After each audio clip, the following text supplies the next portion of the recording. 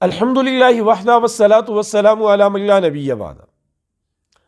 عجیب قسم کے لوگوں سے کبھی کبھی واسطہ پڑتا ہے۔ ابھی ایک صاحب کہنے لگے کچھ دن پہلے کہ یہ سفر میں شادی نہیں کرنی چاہیے کیونکہ یہ نحوست والا مہینہ ہے، کیونکہ جو سفر میں شادی کی جاتی ہے وہ کامیاب نہیں ہوتی۔ اگر وہ شادی میاں بیوی کی کامیاب ہو جائے اولاد نہیں ہوتی، اور اگر ان کی بالفرض اولاد ہو جائے تو اولاد فرمانبردار اور مطیع نہیں ہوتی۔ ہم بھی حیران رہ گئے کہاں سے یہ ایسے فلسفے لے کر آتے ہیں۔ یہ تو طے شدہ بات ہے، اور یہ چیز قرآن مجید میں احادیث میں بکثرت ملتی ہے کہ چیزیں بابرکت ہیں، کچھ دن بابرکت ہیں، کچھ ان میں برکت زیادہ ہوتی ہے، مہینے بابرکت ہیں، جگہیں مقامات بابرکت ہیں باقی جگہوں کی بنسبت۔ لیکن ایسا نہیں ہے کہ اللہ نے کسی چیز کو منحوس پیدا کیا ہو۔ کوئی چیز منحوس نہیں ہے، نہ کوئی دن منحوس ہے، نہ کوئی مہینہ منحوس ہے، نہ کوئی لمحہ منحوس ہے، نہ کوئی جانور منحوس ہے، نہ کوئی اور چیز منحوس ہے۔ ہم الو کو نحوست کی علامت سمجھتے ہیں نا، یہاں پر یورپ والے الو کو دانش کی علامت سمجھتے ہیں، اسے فلاسفر سمجھتے ہیں کہ یہ سوجھ بوجھ رکھنے والا جانور ہے۔ تو اس لیے ان باتوں کو ذہن سے کھرچ کر نکالیں۔ حضور علیہ السلام نے تو اس زمانے میں فرمایا تھا لا سفرا، کہ سفر کے اندر کوئی نحوست نہیں ہے۔ اب وہ لوگ سفر کو عرب منحوس اس لیے سمجھتے تھے کہ جو اشہر حرم تھے، حرمت والے مہینے، اس میں جنگ نہیں کرتے تھے، اپنے باپ کے قاتل کے اوپر بھی تلوار نہیں اٹھاتے تھے۔ تو یہ ذی-قعدہ، ذی الحجہ اور محرم جب گزر جاتا، سفر کا مہینہ جیسے ہی شروع ہوتا اشہر حرم کے بعد، تو یہ اپنے جنگوں پر چلے جاتے، مقابلے، تو قبیلے کے قبیلے قتل ہوتے۔ بستیوں میں سفر کے مہینے میں صرف عورتیں اور بچے ملتے۔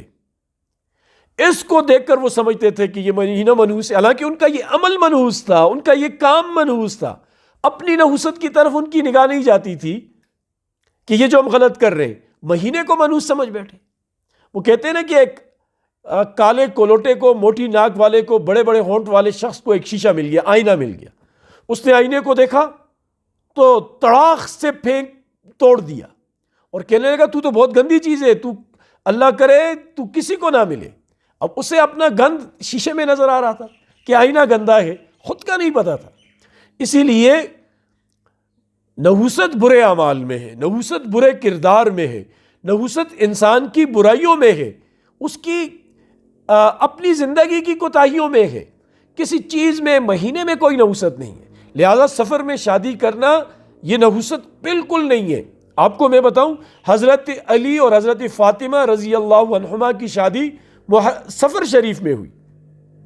وہ کہتے ہیں نا کہ سفر میں شادی کامیاب نہیں ہوتی، تو کیا علی اور فاطمہ سے بھی کامیاب جوڑا کسی نے دیکھا ہے؟ وہ کہتے ہیں کہ شادی کامیاب ہو جائے اولاد نہیں ہوتی، ایسی اولاد بھی کسی کو ملی ہے؟ حسن حسین جیسی، زینب جیسی اولاد کسی کو نصیب ہوئی؟ اتنی بابرکت، اتنی روحانی اولاد، اور پھر کہتے ہیں کہ اولاد اگر ہو جائے تو مطیع اور فرمانبردار نہیں ہوتی۔ یار حسین سے زیادہ مطیع کون ہوگا؟ حسن سے زیادہ فرمانبردار کون ہوگا؟ زینب سے زیادہ باپردہ کون ہوگی؟ نیکیوں کی تمام خصلتیں ان کی اندر کوٹ کوٹ کر بھری ہوئی تھی۔ اب وہ شادی کتنی کامیاب ہو؟ اس لیے ان باتوں کو ذہن سے نکالیں، یہ جہالت کی باتیں ہیں، اور ہمارا معاشرہ اور بھی بہت ساری یعنی وہ جاہلانہ رسومات کا شکار ہے۔ اس میں ایک یہ بھی جہالت کی بات ہے کہ سفر میں شادی نہ کریں یہ کامیاب نہیں ہوتی، یہ غلط بات ہے۔ اس کا کوئی کنسیپٹ اسلام کے اندر نہیں ہے، اور ایسے لوگوں کو اپنے ذہنوں کی صفائی کرنی چاہیے۔ اللہ ہمیں سمجھ کی توفیق نصیب فرمائے۔